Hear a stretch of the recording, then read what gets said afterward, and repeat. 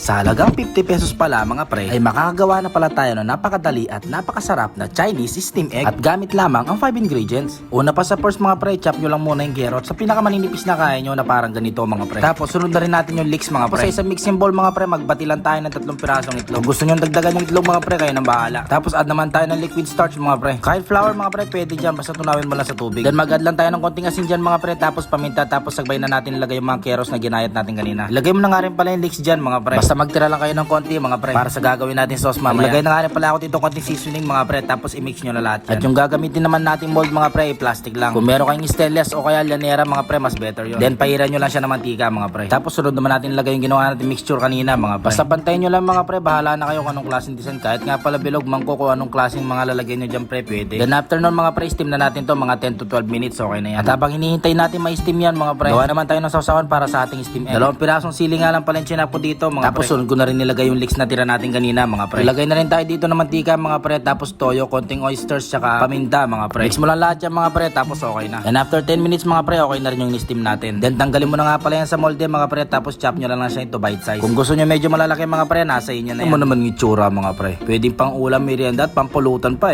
no? Panigurado busog na naman jowa mo dito mga pre. At napaka-healthy pa. Sarap! Nga pala mga pre, kung nakabot ka sa dulo ng video na to, paki-comment mo naman kung taga-saan ka para naman ma-shoutout kita sa susunod natin na upload. At kung nagustuhan mo naman yung mga gantong klaseng content, paki-tap mo naman yung like, follow, and share. Yun lang mga pre, pakabusog kayo palagi ha. Bye-bye!